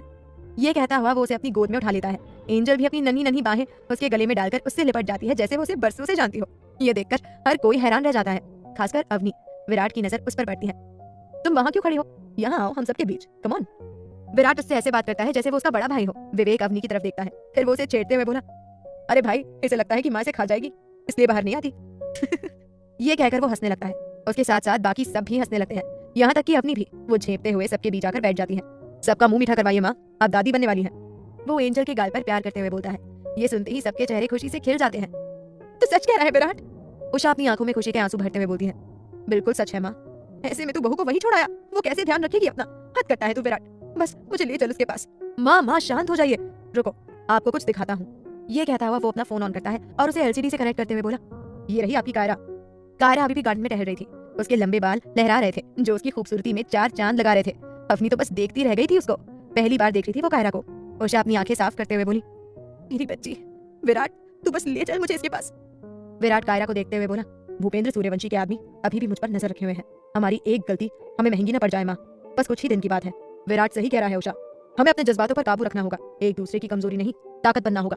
क्योंकि इतना तो मैं भी जानता हूँ कि बाबूजी जल्दी से हार मानने वालों में से नहीं है और ना ही चुप बैठने वालों में से है। ओमकार उषा को समझाते हुए बोलता है, पापा ठीक कह रहे हैं माँ, हम कोई रिस्क नहीं ले सकते। विवेक बोलता है। इस बार एंजल विराट की गोद से उतरकर अब विवेक की गोद में चली गई थी। विराट कायरा को देखता है जो अब भी ठंड में बाहर घूम रही थी। ये लड़की भी ना। ये कहते हुए वो दूसरा फोन निकालता है और उस नर्स को फोन करके कुछ कहता है। अगले ही पल वो नर्स कायरा के पास जाती है। मैम, ठंड बहुत बढ़ गई है, आप अंदर चलिए। तुम चलो, मैं थोड़ी देर में आती हूँ। कायरा उसे वापस भेजते हुए बोलती है, नो मैम, सर ने कहा है कि अभी मैम को अंदर लेकर आओ। घर पर सब कायरा को देख रहे थे और उसकी बातें सुन रहे थे। कायरा अपनी एक आईब्राव उचकाते हुए बोली, तुम नहीं बताया होगा सर को कि मैं बाहर घूम रही हूँ, है ना? वो मैम, कायरा बीच में ही बोली, अपने सर को कह दो कि इतनी फिक्र हो रही है तो खुद यहाँ पर आ जाए, वहाँ बैठकर हुक्म मारने की कोई जरूरत नहीं है। वो मुंह बनाते हुए बोलती है और फिर अंदर चली जाती है। उसकी बातें सुनकर सब मंद मंद मुस्कुराने लगते हैं, जबकि विराट अपना फोन वगैरह लेकर जल्दी से अपने कमरे में भाग जाता है। बेचारा झेप गया था। उसके जाते ही सब लोग ठहाका मारकर हंसने लगते हैं। जहाँ एक और खुशियां ही खुशियां थी, वहीं दूसरी तरफ भूपेंद्र उस बंगले में अकेला बैठा था। यहाँ तक कि सब नौकर भी काम छोड़कर चले गए थे। खाना बनाने के लिए भी कोई नहीं था उसके पास। वो अपने कमरे से बाहर आता है। उसकी नजरें डाइनिंग टेबल पर जाती हैं। उसे याद आता है कि कैसे उसका सारा परिवार एक साथ बैठकर खाना खाता था। इतनी चहल पहल रहती थी घर में, और आज सब सूना है, और ये सब उसी की वजह से है। पर अगले ही पल वो अपना सर झटकते हुए बोला, मुझे किसी की जरूरत नहीं है। ये कहता हुआ वो किचन में जाकर खाने के लिए कुछ ढूंढने लगता है। आखिर आगे क्या होगा, जानने के लिए सुनिए नई कहानी एक्सीडेंटल मैरिज। भूपेंद्र को अपना घर सूना सूना तो लग रहा था, लेकिन अगले ही पल उसकी दौलत का नशा फिर उस पर हावी हो जाता है और वो अपना सर झटकते हुए बोला, मुझे किसी की जरूरत नहीं है, मैं सब कुछ पैसे के दम पर कर सकता हूँ। देखता हूँ कितने दिन घर नहीं आते। इसके बाद वो किचन में चला जाता है और अपने लिए कुछ खाने को देखने लगता है, पर वहाँ पर कुछ भी खाने के लिए नहीं था। पूरा किचन राशन पानी से भरा हुआ था, पर बनाने वाला कोई नहीं था और भूपेंद्र को कुछ बनाना आता नहीं था। अब उसे गुस्सा आने लगा था। गुस्से से भरा हुआ वो किसी को फोन करता है और उस पर चिल्लाते हुए बोला, अभी के अभी एक कुक भेजो यहाँ पर। 10 मिनट में अगर कोई कुक नहीं आया तो तुम भी कल से काम पर मत आना। इतना कहकर वो फोन कट कर देता है। दूसरी तरफ सूर्यवंशी परिवार में एक बार फिर खुशियां आ गई थी। कायरा मां बनने वाली है, ये जानकर हर कोई खुश था। विराट झेपते हुए अपने कमरे में चला जाता है। उफ, ये लड़की भी ना, मतलब कब क्या बोल दे, कोई भरोसा नहीं है इसका। बट आई लव हर। इसके बाद वो किसी को फोन करता है। कायरा अपने कमरे में चली गई थी। बाहर अच्छा खासा मजा आ रहा था ठंड में घूमने का, पर नहीं, इस सड़ियल को बस अपनी चलानी है। आने दो वापस, फिर अच्छे से खबर लूंगी। बड़बड़ करते हुए वो बिस्तर पर बैठ जाती है और टीवी ऑन कर लेती है। रात हो गई थी। भूपेंद्र ने अपने मैनेजर को फोन किया था घर पर एक कुक लाने के लिए। उधर भूपेंद्र भूख से बेहाल हुआ जा रहा था। तभी मैनेजर भागा भागा अंदर आ जाता है। उसके हाथ में खाना था जो वो होटल से लाया था। आ गए तुम, कहाँ है वो कुक? भूपेंद्र इधर उधर देखते हुए बोलता है, सॉरी सर, पर कोई भी यहाँ काम करने के लिए रेडी नहीं है, पर आप टेंशन मत लीजिए, मैं कल तक किसी न किसी को ढूंढ लूंगा और अभी के लिए मैं आपके लिए ये खाना लाया हूँ। वो टेबल पर खाने के बॉक्स रखते हुए बोलता है। भूपेंद्र का गुस्सा थोड़ा शांत होता है और वो खाने के लिए बैठ जाता है। मैनेजर झट से खाना प्लेट में परोस देता है। भूपेंद्र जैसे ही एक निवाला खाने लगता है, तभी उसकी नजर सामने कुर्सी पर जाती है जहाँ विराट बैठा करता था। एकदम से उसे याद आता है कि कैसे उसका पूरा परिवार साथ में खाना खाता था और आज वो अकेला है। वो अपने मैनेजर की तरफ देखते हुए बोला, तुम भी खाने के लिए बैठ जाओ। I am really sorry sir, but घर पर सब मेरा वेट कर रहे हैं, खासकर मेरे दादाजी, सो मैं अब इजाजत चाहूंगा। Good night sir. इतना कहकर वो चला जाता है। भूपेंद्र के कान में उसके शब्द गूंज रहे थे, घर पर सब मेरा वेट कर रहे हैं, खासकर मेरे दादाजी। भूपेंद्र से खाया नहीं जाता। वो थाली सरकाकर उठ जाता है और अपने कमरे में चला जाता है। वक्त मानो रुक गया हो उसके लिए। खैर, जहाँ हर तरफ प्यार ही प्यार था, वहाँ हमारे राघव और वर्षा भी अपने प्यार में डूबे हुए थे। जब से वर्षा ने अपने प्यार का इजहार किया था, तब से राघव के कदम जमीन पर पड़ नहीं रहे थे। बावला सा हो गया था वो, और वर्षा उसकी हरकतें देखकर मुस्कुराई जा रही थी। इस वक्त दोनों अपने घर की छत पर थे। दोनों छत पर रखे झूले पर बैठे थे। वर्षा ने अपना सर उसके कंधे पर टिका रखा था और राघव ने उसे अपनी एक बाजू से अपने आगोश में समा रखा था। दोनों अपनी प्यार भरी बातों में डूबे हुए थे। मुझे तो सब कुछ सपने जैसा लग रहा है वर्षा जी। मेरा प्यार मेरे साथ है, मेरी जिंदगी मेरे साथ है, और मुझे क्या चाहिए? अच्छा बताइए, आप कहाँ घूमने जाएंगी? जहाँ आप कहें। वर्षा हैरानी से उसकी तरफ देखते हुए बोली, घूमने? पर क्यों? राघव उसकी तरफ देखता है और उसके बालों में उंगलियां घुमाते हुए बोला, वो क्या है ना वर्षा जी, मैंने सोचा था कि जब मैं अपने प्यार का इजहार करूंगा तो आप भी मुझसे प्यार करने लगोगी, तो फिर मैं आपको आपकी पसंद की जगह पर लेकर जाऊंगा। वो अपनी ही धुन में बोले जा रहा था और बेहद प्यारा लग रहा था। वर्षा तो बस उसे एक टक देखे जा रही थी। उसे इस वक्त राघव पर इतना प्यार आ रहा था कि बस राघव था जो बस बोले ही जा रहा था। वर्षा एकदम से अपने होंठ उसके गाल पर रखकर चूम लेती है और जल्दी से उठकर छत के दूसरी तरफ चली जाती है। ये सब इतनी जल्दी होता है कि राघव को पता ही नहीं चलता कि क्या हुआ है। वो एकदम से सुन्न हो गया था। उसका हाथ खुद ब खुद अपने गाल पर चला जाता है और नजरें वर्षा पर, जो कि अपना चेहरा दूसरी तरफ करके खड़ी थी। राघव के होठों पर बड़ी वाली स्माइल आ जाती है। वो उठता है और वर्षा की तरफ बढ़ जाता है। राघव को अपनी तरफ आता देख वर्षा की धड़कनें शोर करने लगती हैं। अपनी हरकत याद आते ही उसके गोरे गाल गुलाबी हो जाते हैं। राघव उसके पीछे जाता है और आहिस्ता से अपनी चिन उसके कंधे पर टिकाते हुए बोला, ये आप ही है ना वर्षा जी? ये कहता हुआ वो अपनी बाहें उसकी कमर के आसपास लपेट देता है। वर्षा तो सिहर उठती है उसकी छुअन से। उसकी सांसें ऊपर नीचे होने लगती हैं। राघव की उंगलियां उसके पेट पर हलचल करती हैं और होंठ गर्दन को छू जाते हैं। वर्षा एकदम से पीछे पलटती है और अपना चेहरा उसके सीने में छिपा लेती है। ठंडी ठंडी हवा दोनों को छू कर जा रही थी। इस ठंडी हवा में भी वर्षा को पसीना आ रहा था, यहाँ तक कि उसकी सांसों की गर्मी राघव को अपने सीने पर महसूस हो रही थी। राघव बेहद प्यार से वर्षा का चेहरा ऊपर करता है। वर्षा के हाथों की मुट्ठियां कस जाती है और वो कसकर अपनी आंखें बंद कर लेती है। मेरी तरफ देखिए वर्षा जी, राघव उसे अपने और भी करीब करते हुए बोलता है। वर्षा ना में अपनी गर्दन हिलाते हुए मना कर देती है। राघव एक एक करके उसकी दोनों आंखें चूमते हुए बोला, प्लीज। वर्षा अपनी आंखें खोलती है और राघव की आंखों में देखती है, जहां उसे अपने लिए बेहिसाब प्यार ही प्यार नजर आता है। चांद की रोशनी में वर्षा का गोरा रंग और भी निखर रहा था। हवा से उसके लंबे बाल लहरा रहे थे, जो कि राघव को दीवाना बना रहे थे। उसके हाथों की पकड़ वर्षा की पीठ पर कसती जा रही थी। वो हल्का सा उसके और भी करीब जाते हुए बोला, समझ नहीं आ रहा, आसमान का चांद ज्यादा खूबसूरत है या आपको छूने से भी डर लग रहा है कि मेरे छूने से आप? वर्षा एक टक उसकी आंखों में देख रही थी। वो बीच में ही अपने पंजों पर खड़ी हो जाती है और अपने होंठ राघव के होठों पर रख देती है और अपनी आंखें बंद कर लेती है। राघव उसे और भी कसकर पकड़ लेता है और बेतहाशा उसके होठों को चूमने लगता है। दोनों ही खो जाते हैं एक दूसरे के प्यार में। आखिर आगे क्या होगा, जानने के लिए सुनिए नई कहानी एक्सीडेंटल मैरिज। राघव और वर्षा खो गए थे एक दूसरे में। कुछ ही देर में वो दोनों बिस्तर पर एक दूसरे के बेहद करीब एक कंबल में थे और एक दूसरे के प्यार को महसूस कर रहे थे। दोनों की सांसें एक दूसरे में घुल रही थीं और दोनों ही एक दूसरे में समाते जा रहे थे। आज सही मायने में दोनों पति पत्नी बनकर एक हो गए थे। अगली सुबह कायरा आराम से सो रही थी और विराट उसे देख रहा था। सोते हुए कितनी क्यूट लगती है ना, दिल कर रहा है कि अभी इसके पास चला जाऊं। वो अपने दिल पर हाथ रखते हुए बोलता है। पिंक कलर की नाइटी में कायरा बेहद खूबसूरत लग रही थी। तो उसके रेशमी बाल चेहरे पर आकर उसकी खूबसूरती में चार चांद लगा रहे थे। विराट तो बस देखता ही रह गया था उसको। वो उसे देखते हुए बोला, मेरी नींद चुराकर कैसे आराम से सो रही है, इसे तो अभी बताता हूँ। ये कहता हुआ वो उसको फोन मिला देता है 2-4 रिंग जाने पर कायरा अपनी खुली आंखों से ही फोन उठाकर अपने कान पर लगाते हुए बोली, क्या है मिस्टर सूर्यवंशी, सुबह सुबह चैन नहीं आपको? जब आपको पता है कि आप मेरे बिना नहीं रह सकते तो फिर मुझे छोड़कर ही क्यों गए? वो मुस्कुराते हुए बोलती है। विराट भी उसे देखकर मुस्कुरा रहा था। बोलो ना, आप चुप क्यों हो गए? नहीं है ना चैन मेरे बिना? सुबह सुबह कितना दिमाग चलता है तुम्हारा मिस्टर सूर्यवंशी। हाँ, नहीं है मुझे चैन तुम्हारे बिना। नहीं लग रहा है दिल मेरा, हर जगह तुम ही नजर आ रही हो, सोते जागते उठते बैठते, हर पल हर लम्हा। बस खुश या और कुछ भी सुनना है? विराट लगभग अपना दिल हल्का करते हुए बोलता है। पर ये सारी बातें सुनकर कायरा के फेस पर बड़ी वाली स्माइल आ जाती है। वो उठकर बैठते हुए बोली, हाय मेरी सड़िया, आज तो दिन बना दिया तुमने। मांगो, क्या मांगते हो हमसे? वो नौटंकी करते हुए बोलती है। विराट उसे देखते हुए मन में बोला, पागल, नौटंकी कहीं की, बहुत टांग खींच रही है ना मेरी, अब इसे बताता हूँ। अच्छा ये सब छोड़ो, जिस काम के लिए फोन किया है वो सुनो। वो थोड़ा सीरियस होते हुए बोलता है। उसकी बात सुनकर कायरा भी थोड़ा सीरियस हो जाती है। हाँ बोलो ना। वो अपने खुले बालों को कान के पीछे करते हुए बोलती है, कितनी बार कहा है तुमसे कि पिंक पहनकर मत सोया करो। तुम्हें पता नहीं कितनी हॉट और सेक्सी लगती हो तुम पिंक में। और जो तुम्हारी साइड वाले कंधे की जो स्ट्रैप नीचे खिसक रही है ना, वो तो कसम से जान ले रही है। वो उसे छेड़ते हुए बोलता है।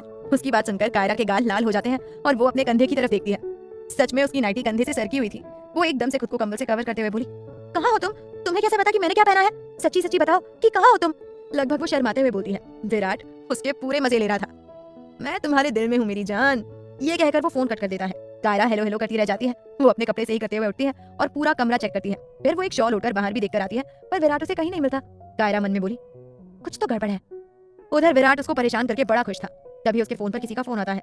फोन पर बात करते वक्त उसके चेहरे के भाव बदल जाते हैं और लास्ट में वो फोन कट करते हुए बोला, बस 15 दिन और मिस्टर सूर्यवंशी, उसके बाद आपका खेल खत्म।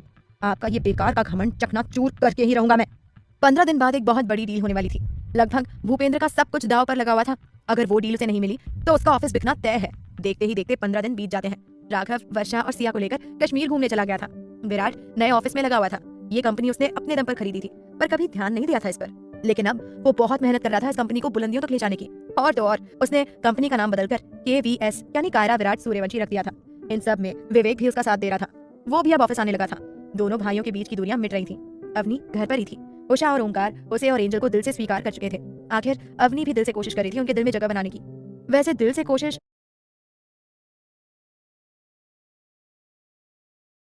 और मेहनत तो अपनी कायरा भी कर रही थी। और मात्र 15 दिनों में उसने सारे काम को इतनी अच्छी तरह समझा कि हर कोई हैरान था। उन लोगों के साथ काम करके ना ही सिर्फ उसने काम सीखा, बल्कि उसमें आत्मविश्वास भी आ गया। चुलबुली सी कायरा कब मजबूत बनती चली गई ये उसे खुद पता नहीं चला। शायद विराट से दूर रहने का असर था जो उसने सब कुछ इतनी जल्दी सीख लिया। अब वो भूपेंद्र का सामना करने के लिए पूरी तैयार थी। फिर वो दिन भी आता है जिसका सबको बेसब्री से इंतजार था, खासकर विराट को। आज मीटिंग थी और ये पता चलेगा कि डील किसे मिली है। भूपेंद्र भी अपनी पूरी तैयारी के साथ आ रहा था। बीते 15 दिनों में उसके साथ बहुत कुछ बुरा हो चुका था। एक नौकर तक नहीं रख पाया था वो अपने लिए खाना बनाने के लिए। अभी खाया, अभी नहीं खाया, अभी होटल से मंगवा लिया। बड़ा सा बंगला अब उसे खाने को दौड़ रहा था। आने बहाने से अपने परिवार की याद उसे आ ही जाती थी। कहने को करोड़ों का मालिक था, पर आज वो किसी से बात करने के लिए तरस रहा था। यहाँ तक कि अब तो उसे कायरा की बातें याद आने लगी थी, जो जाते समय उसने उसे कही थी। उसे याद आता है कि कायरा ने कहा था कि विराट बदल चुका है, उसे बदल दिया है मेरे प्यार ने, वो आपकी बात कभी नहीं मानेगा। और वही सब हुआ, जो जो कायरा ने उसे कहा था वही सब उसके साथ हो रहा था। खैर, विराट अपने कैबिन में था, तभी विवेक उसके पास आता है। भाई, मीटिंग में जाने का टाइम हो गया है, आप अभी तक यहीं हो? विराट उसकी तरफ देखता है और फिर हल्का सा मुस्कुराकर बोलता है, जिसे मीटिंग में होना चाहिए वो वहां पहुंच चुकी है। विवेक हैरानी से बोला, आप कायरा की बात कर रहे हैं? आप श्योर हो ना कि कायरा सब संभालेगी? मतलब कोई गड़बड़? डोंट वरी विवेक, वो हैंडल कर लेगी, मैं जानता हूँ। इसके बाद वो भी वहां से निकल जाता है। उधर मीटिंग की सारी तैयारियां शुरू हो गई थी। पूरी टीम वहां मौजूद थी। मीटिंग रूम में अंधेरा था। सब अपनी अपनी फाइल, अपनी अपनी डिटेल और अपनी अपनी प्रेजेंटेशन पहले ही दे चुके थे। अब तो बस रिजल्ट आना बाकी था। भूपेंद्र को खुद पर पूरा विश्वास था कि ये डील उसे ही मिलेगी। तभी टीम मेंबर बोलना शुरू करते हैं। हेलो एवरीवन, आज का कंपटीशन बहुत टफ था। हर किसी ने एक से बढ़कर एक प्रेजेंटेशन दी है। बहुत मुश्किल था हमारे लिए किसी एक को चुनना, बट रूल इज रूल। सो जिसने हम सब मेंबर को इम्प्रेस किया है वो कंपनी है। भूपेंद्र के चेहरे पर विजयमयी मुस्कान थी, जैसे वो जानता हो कि ये डील तो उसे ही मिलेगी। KVS, वो आदमी बोलता है। जी हाँ, ये डील जाती है KVS कंपनी को। सब लोग तालियां बजाते हैं, जबकि भूपेंद्र के पैरों तले जमीन खिसक जाती है। वो आदमी आगे बोलना जारी रखते हुए बोला, मैं हैरान हूँ कि अभी कुछ दिन पहले इस कंपनी की शुरुआत हुई है और शुरुआत में ही इसने आप सभी को पीछे छोड़ दिया। ओके, आप सभी को ऑल द बेस्ट। इतना कहकर वो सब वहाँ से चले जाते हैं। धीरे धीरे बाकी लोग भी वहाँ से जाने लगते हैं। बस भूपेंद्र वहीं बैठा था। गुस्से से भरा हुआ वो ये सोच रहा था कि ऐसा कौन आ गया जिसने मुझे हरा दिया। तभी उसके पास उसका मैनेजर आता है। सर, ये आपके लिए फोन है। भूपेंद्र फोन अपने कान पर लगाता है। मिस्टर सूर्यवंशी, मैं KVS कंपनी से बात कर रहा हूँ। हमारी माम आपकी कंपनी खरीदना चाहती है। वैसे भी आपकी फाइनेंशियल कंडीशन कुछ ठीक नहीं है, तो अपनी कीमत बोलिए। ये बात सुनकर तो भूपेंद्र का पारा और भी गर्म हो जाता है। वो फोन को वहीं पटक देता है। किसने किसने बर्बाद किया है मुझे? कौन है ये KVS? वो गरजते हुए बोलता है। तभी कायरा अंदर आते हुए बोली, वो मैं हूँ। कायरा विराट सूर्यवंशी। लगा लगा भूपेंद्र को 440 का झटका लगा। आखिर आगे क्या होगा, जानने के लिए सुनिए नई कहानी एक्सीडेंटल मैरिज। मिस्टर सूर्यवंशी, मैं केवीएस कंपनी से बात कर रहा हूँ। हमारी मैम आपकी कंपनी खरीदना चाहती है। वैसे भी आपकी फाइनेंशियल कंडीशन कुछ ठीक नहीं है, सो अपनी कीमत बोलिए। ये बातें सुनकर तो भूपेंद्र का पारा और भी गर्म हो जाता है। वो फोन को वहीं पटक देता है। किसने बर्बाद किया है मुझे? कौन है ये केवीएस? वो गरजते हुए बोलता है। तभी कायरा अंदर आते हुए बोली, वो मैं हूँ, कायरा विराट सूर्यवंशी। भूपेंद्र को एक झटका लगता है। कायरा को देखकर वो हैरान रह गया था। एक बार नहीं, कई बार वो अपनी आंखें झपकाकर उसे देखता है, जैसे यकीन करना चाहता हो कि जो उसके सामने खड़ी है वो कायरा ही है ना। ग्रे कलर का फॉर्मल सूट, बाल खुले हुए, पैरों में हाई हील्स और चेहरे पर गजब का आत्मविश्वास। वो एक एक कदम चलती भूपेंद्र के करीब जाते हुए बोली, ऐसे क्या देख रहे हैं मिस्टर सूर्यवंशी? अपनी कीमत बोलिए और पैसा लेकर चलते बनिए। उसका ये अंदाज काफी था भूपेंद्र का दिमाग गर्म करने के लिए। वो पूरा गुस्से से भर जाता है। कल तक जो लड़की उसके सामने मुंह नहीं खोलती थी, वो आज बेखौफ होकर उसकी आंखों में आंखें डालकर बोल रही थी। जिस लड़की को उसने धक्के मारकर अपने घर से बाहर निकाल दिया था, वही लड़की आज उसके सामने खड़े होकर उसे कह रही है अपनी कीमत बोलिए। भूपेंद्र के तन बदन में आग लग जाती है। वो पूरा गुस्से से भर जाता है और कायरा पर बरसते हुए बोला, तेरी इतनी हिम्मत कि तू मुझसे इस तरीके से बात करे, तो तुम मरी नहीं बल्कि मुझे बर्बाद करने की साजिश रच रही थी। कायरा अपने दोनों हाथ बांधते हुए बोली, मैं आपको बर्बाद कर चुकी हूँ मिस्टर सूर्यवंशी। इसे कहते हैं किस्मत का खेल। मुझे कमजोर समझकर आपने मुझे घर से निकाला, विराट से दूर किया, वो भी अपनी झूठी शान और शौकत के लिए। पर समय का चक्र देखिए, आज आप मुझसे भी ज्यादा बर्बाद है। परिवार तो पहले ही खो चुके हैं आप, और अब पैसा भी नहीं रहेगा। ये सुनते ही भूपेंद्र को और भी गुस्सा आ जाता है और वो दंड दनाते हुए उसके पास जाता है और बेहद गुस्से से बोलता है, तुझे तो मैं अभी तेरी औकात याद दिलाता हूँ। ये कहता हुआ वो उस पर एक चाटा मारने लगता है, पर तभी विराट वहाँ पर आ जाता है और भूपेंद्र का हाथ पकड़ लेता है। विराट को वहाँ देखकर भूपेंद्र को दूसरा झटका लगता है। वो विराट को गुस्से से घूरता है। विराट की आंखें भी गुस्से से लाल हुई पड़ी थी। उसने अभी भी भूपेंद्र का हाथ पकड़ रखा था। वो अपने दूसरे हाथ से कायरा को अपने पीछे करता है और खुद भूपेंद्र के सामने आकर खड़े होते हुए बोला, एक बार पहले भी आप मेरी कायरा को नुकसान पहुंचा चुके हैं, अब दोबारा ये गलती से भी मत करना, वरना मैं अपने रिश्ते की शर्म भूल जाऊंगा। बहुत गुस्से से बोलता है विराट, और ये कहते हुए वो उसका हाथ झटक देता है। भूपेंद्र एकदम सुन्न हो जाता है। विराट आगे बोलना जारी रखते हुए बोला, किसी लड़की को कमजोर बनाकर उस पर हाथ उठाना बहुत आसान है। हिम्मत है तो मुझ पर हाथ उठाकर दिखाइए। वो भी उसकी आंखों में आंखें डालकर बोलता है। भूपेंद्र के लिए डूब मरने की बात थी। जो विराट कभी उसके फैसले को नकारा नहीं था, चाहे वो उसे मानना चाहे या ना चाहे, आज वो विराट किस तरीके से उससे बात कर रहा है, ये देखकर भूपेंद्र शॉक था। लेकिन अपनी हालत का जिम्मेदार वो खुद ही है। अपनी इज्जत भूपेंद्र ने खुद अपने हाथों से गंवाई है। परिवार से ज्यादा उसके लिए पैसा जरूरी था, इसलिए परिवार ने उसका साथ छोड़ दिया। वो विराट का गिरेबान पकड़ते हुए बोला, शर्म नहीं आती तुझे इस लड़की के पीछे अपने दादाजी के साथ ऐसे बदतमीजी से बात करते हुए? वो विराट पर गरजता है। विराट अपने गिरेबान से उसका हाथ झटकते हुए बोला, तो आपको शर्म नहीं आई ये सब करते हुए? पहले एक लड़की को बहू बनाकर घर लाए, उसे मान सम्मान दिया, प्यार दिया, एक तरीके से आपने उसको अपनी अच्छाई के जाल में फंसाकर मजबूर किया इस रिश्ते को मानने के लिए, अपने परिवार को अपनाने के लिए। और जब उस लड़की ने अपने सभी रिश्तों को दिल से अपना लिया, तो आपने उसे धक्के देकर घर से बाहर निकाल दिया, सिर्फ अपनी झूठी शान के लिए, और उसे जान से मारने की भी कोशिश की। तरस नहीं आया आपको एक बार भी? ये नहीं सोचा कि ये वही लड़की है जो आपके खानदान की इज्जत बचाकर उस घर में बहू बनकर रहती रही? ये चाहती तो उसी वक्त घर छोड़कर जा सकती थी, पर नहीं, उस वक्त तो आपने अंधा प्यार दिखाया इसे और अपना मतलब खत्म होते ही घर से बाहर कर दिया। वाह मिस्टर सूर्यवंशी वाह, नाम इतना बड़ा भूपेंद्र सूर्यवंशी और सोच इतनी छोटी। बेहद गुस्से से बोलता है विराट। उसकी आंखों से अंगारे बरस रहे थे। भूपेंद्र उसकी बातों का कोई जवाब नहीं दे पाता। पैसा चाहिए ना आपको? सिर्फ पैसा मैं दूंगा। जितना पैसा आप चाहते हैं उससे कहीं ज्यादा पैसा मैं आपको देता हूँ, पर बदले में आपसे आपके सारे रिश्ते लेता हूँ। आज से, बल्कि अभी से आपका सिर्फ पैसा है, ना बहू, ना बेटा, ना पोता, ना पोती, कोई रिश्ता नहीं है आपके पास। आपकी नजर में बहुत ताकत होती है ना पैसे में। पैसे के दम पर हम कुछ भी कर सकते हैं, कुछ भी खरीद सकते हैं, है ना? तो खरीद लीजिए अपने लिए नए रिश्ते, क्योंकि पुराने रिश्ते तो आप खो चुके हैं और उनको खोने का आपको कोई अफसोस भी नहीं है। हम सबको आपसे अब कोई मतलब नहीं है। हमारा तो चेहरा भी देखना आपको नसीब नहीं होगा। इतना कहकर वो मजबूती से कायरा का हाथ पकड़ता है और वहां से चला जाता है। भूपेंद्र अपना सर पकड़कर धम से वहीं कुर्सी पर बैठ जाता है। विराट कायरा का हाथ पकड़े ही ऑफिस से बाहर निकल जाता है और अपनी गाड़ी की तरफ बढ़ जाता है। उसकी आंखें इस वक्त नम थी, जिन्हें छुपाने के लिए अपनी आंखों पर गॉगल लगा लेता है, पर तब तक कायरा उसकी नम आंखों को देख चुकी थी और बहुत बेचैन भी हो चुकी थी। किसी भी हाल में उसे विराट को संभालना था। विराट गाड़ी में बैठता है, कायरा भी गाड़ी में बैठती है। इस वक्त गाड़ी में बिल्कुल शांति थी। विराट गाड़ी स्टार्ट करता है और आगे बढ़ जाता है। दिल और दिमाग शांत नहीं था उसका। कायरा उसे ही देख रही थी। वो उसके हाथ पर अपना हाथ रखती है और उसे कसकर पकड़ लेती है, जैसे कह रही हो कि परेशान मत हो, सब ठीक हो जाएगा। विराट खुद को नॉर्मल करता है, क्योंकि वो समझ जाता है कि अगर वो नॉर्मल नहीं हुआ तो कायरा परेशान होगी, और वो किसी भी हालत में उसे बिल्कुल भी परेशान करना नहीं चाहता था। कायरा विराट की हालत अच्छे से समझ रही थी। वो एकदम से उसकी आंखों से गॉगल हटाते हुए बोली, अगर तुम मेरे सामने अपना दिल हल्का कर लोगे तो कमजोर नहीं हो जाओगे। वो बहुत प्यार से उसको समझाती है। अगले ही पल विराट गाड़ी साइड में रोकता है और एकदम से उसे अपने सीने से लगा लेता है। इस वक्त उसे जरूरत थी कायरा की। कायरा अपनी बाहें उसकी पीठ पर कसती है और फिर प्यार से उसे शांत करने लगती है। विराट उसके सीने से लगे हुए ही बोला, मैंने ये कभी नहीं सोचा था कायरा, कभी भी नहीं। क्यों किया उन्होंने ऐसा? हमारे हंसते खेलते परिवार को एक पल में बिखेर कर रख दिया। मैं उन्हें कभी माफ नहीं करूंगा कायरा, कभी भी नहीं। ये कहते हुए उसका गला रूंझ जाता है। कायरा उसे और भी कसकर पकड़ लेती है। आखिर आगे क्या होगा, जानने के लिए सुनिए नई कहानी एक्सीडेंटल मैरिज। विराट उसके सीने से लगे हुए ही बोला, मैंने ये कभी नहीं सोचा था कायरा, कभी भी नहीं। क्यों किया उन्होंने ऐसा? हमारे हंसते खेलते परिवार को एक पल में बिखेर कर रख दिया। मैं उन्हें कभी माफ नहीं करूंगा कायरा, कभी भी नहीं। ये कहते हुए उसका गला रूंध जाता है। कायरा उसे और भी कसकर पकड़ लेती है। उसकी आंखें भी नम हो जाती हैं। संभालो खुद को विराट, मैं नहीं देख सकती तुमको ऐसे। विराट उसका चेहरा अपने हाथों में भरते हुए बोला। मैंने ठीक किया ना? कायरा अपने हाथ से उसकी आंख साफ करते हुए बोली, बिल्कुल ठीक किया है। उनको एहसास दिलाना जरूरी था कि उन्होंने क्या खोया है, इसलिए अपने दिल पर कोई बोझ मत रखो। वो उसे प्यार से समझाते हुए बोलती हैं। विराट उसका हाथ पकड़कर चूमते हुए बोला, थैंक यू। कायरा उसका मूड ठीक करते हुए बोली, ओ विराट प्लीज अब तुम गाड़ी में शुरू मत हो जाना, वरना मैं भी खुद को रोक नहीं पाऊंगी। ये कहते हुए वो उसकी तरफ देखते हुए अपनी एक आंख दबा देती है। उसकी बात सुनकर विराट के चेहरे पर बड़ी सी मुस्कान बिखर जाती है। वो उसे एकदम से अपने करीब करता है और आहिस्ता से उसके होठों को चूम लेता है। कायरा शर्मा कर अपना चेहरा उसके सीने में छुपा लेती है और उसे कसकर पकड़ते हुए बोली, मैंने तुम्हें बहुत मिस किया विराट। तुमने तो कहा था कि अगर मैं सारा काम जल्दी कर लूंगी तो तुम मुझसे मिलने आओगे, पर तुम आई ही नहीं। कितनी गलत बात है तुम्हारी। जाओ, मैं तुमसे बात नहीं करती। वो झूठी नाराजगी जताते हुए बोलती है। उसके क्यूट से गुस्से पर विराट फिर से अपना दिल हार रहा था। वो उसे कसकर अपनी बाहों में भरते हुए बोला, मैंने भी तुम्हें बहुत मिस किया और तुम्हारी जितनी भी शिकायतें हैं सब दूर कर दूंगा, समझी मिसेस सूर्यवंशी। कायरा उससे लिपट जाती है। तभी उसका फोन रिंग करता है, जो कि उषा का था। वो फोन कान पर लगाकर बोलता है, बस 10 मिनट में आ रहा हूँ माँ। इसके बाद वो फोन कट करते हुए बोला, जल्दी चलो यार, माँ कब से तुम्हारा इंतजार कर रही है। अगर और देर हुई तो मुझे खूब डांट लगाएंगी। ये कहते हुए वो गाड़ी स्टार्ट करता है और घर की तरफ चला जाता है। दूसरी तरफ मलेशिया में, इंडिया में शाम हो गई थी और मलेशिया में रात। गुंजन डिनर बना रही थी। अपना छोटा सा संसार शुरू कर लिया था उसने। आहान भी अब अपनी पूरी लगन और मेहनत के साथ अपना बिजनेस संभाल रहा था। जब से वो नई कंपनी में बिजनेस पार्टनर बना था तब से बहुत बिजी रहने लग गया था। गुंजन सब समझ रही थी और जितना हो सकता था वो आहान का साथ दे रही थी, लेकिन कब तक? आखिर उसी के भरोसे तो वो इतनी दूर आई थी और अब वही उसे समय नहीं दे पा रहा है। परेशान सी रहने लगी थी अब वो। उषा से उसकी बात रोज हो जाती थी। उषा ने उसे सब कुछ बता दिया था, कायरा की प्रेगनेंसी, उसका मिलना। तब जान के भी वो बहुत खुश थी कि अब उसका परिवार सुखी है।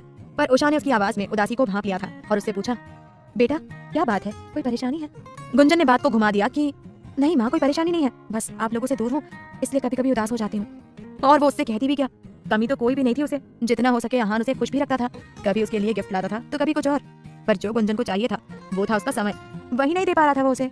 एक दो बार गुंजन ने उसे बोला भी तो आहान ने उसे बड़े प्यार से समझाया कि वो ये सब उसी के लिए तो करता है। गुंजन हर बार मन में महसूस के रह जाती है।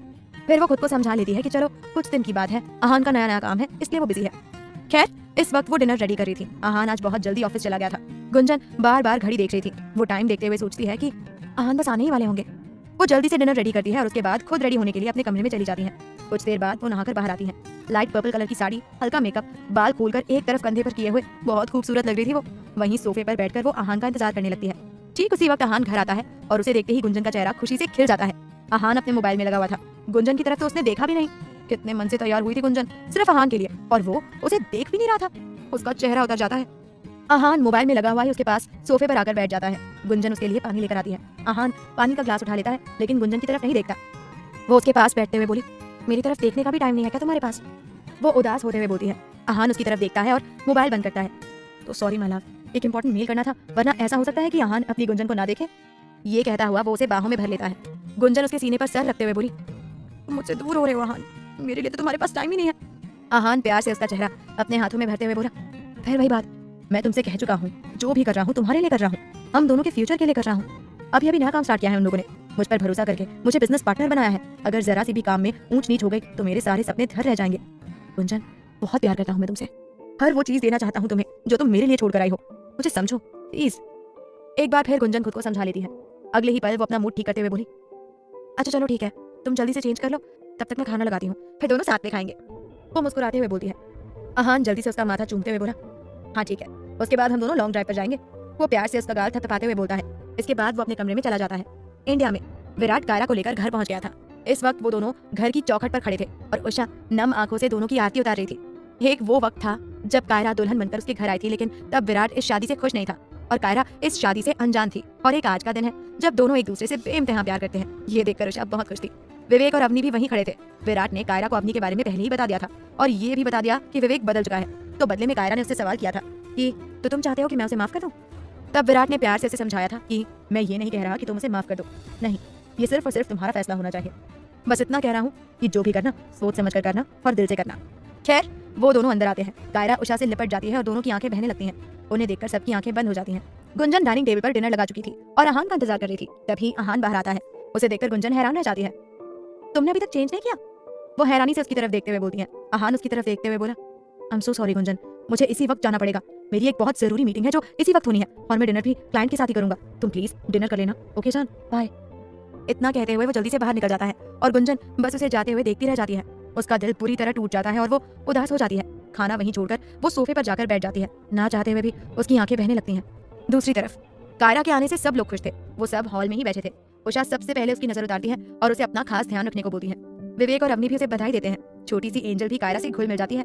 कायरा अवनी से तो अच्छे से बात करी थी पर विवेक से नहीं, और विवेक भी कहाँ कुछ बोल पा रहा था उससे। कुछ देर बाद कायरा आराम करने के लिए अपने कमरे में चली जाती है।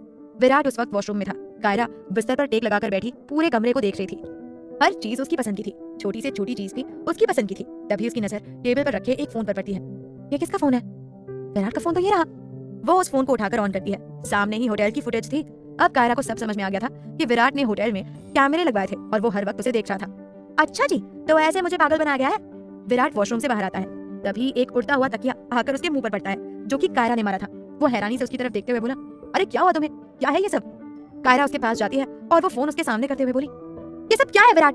फोन देखते ही विराट मन में बोला, मर गया। वो कुछ बोलने वाला होता है पर कायरा बीच में ही बोली, तुम्हारे पत्ते खुल चुके हैं मिस्टर सूर्यवंशी। वो नाराजगी से बोलती है। उसका गुस्सा देखकर विराट मन में बोला, आज तुझे कोई नहीं बचा सकता विराट, आज पक्का तेरी शामत आएगी। आखिर आगे क्या होगा जानने के लिए सुनिए नई कहानी एक्सीडेंटल मैरिज। कायरा उसके पास जाती है और वो फोन उसके सामने करते हुए बोलती है, ये सब क्या है विराट? फोन देखते ही विराट मन में बोला, मर गया। वो कुछ बोलने वाला होता है पर कायरा बीच में ही बोलती है, तुम्हारे पत्ते खुल चुके हैं मिस्टर सूर्यवंशी। वो नाराजगी से बोलती है। उसका गुस्सा देखकर विराट मन में बोला, आज तुझे कोई नहीं बचा सकता विराट, आज पक्का तेरी शामत आएगी। कायरा अपनी कमर पर दोनों हाथ रखते हुए बोली, मतलब पिछले 1 महीने से तुम मुझे कंटिन्यू देख रहे थे और मुझे इस बात की खबर भी नहीं। तभी मैं सोचूं कि तुम्हें कैसे पता चल जाता है कि मैं क्या कर रही हूँ क्या नहीं। विराट उसके सामने अपनी गर्दन झुकाकर खड़ा था। कायरा अपने हाथ से उसका चेहरा ऊपर करते हुए बोली, क्या मैं जान सकती हूँ कि ऐसा आपने क्यों किया मिस्टर सूर्यवंशी? वो धीरे धीरे और गुस्से से बोल रही थी। अगले ही पल विराट उसे कमर से पकड़कर अपने करीब करता है और उसके खुले बालों को कान के पीछे करते हुए बोला, ऐसा है मिस्टर सूर्यवंशी, हम आपको देखे बिना एक पल नहीं रह सकते और आपसे दूर जाना भी जरूरी था, वरना आप इतनी जल्दी कैसे ये सब करती? तो क्या करता? फिर मैंने सोचा कि चलो कैमरे बने हैं तो उनका इस्तेमाल किया जाए। वो बहुत ज्यादा इनोसेंट बनते हुए बोल रहा था। कायरा अपनी आंखें छोटी करके उसे घूरती है। विराट एक एक करके उसकी दोनों आंखें चूमते हुए बोला, बंद करो यार ये घूरना, मैं मासूम सा कितना डर गया हूँ। विराट मंद मंद मुस्कुराते हुए बोलता है।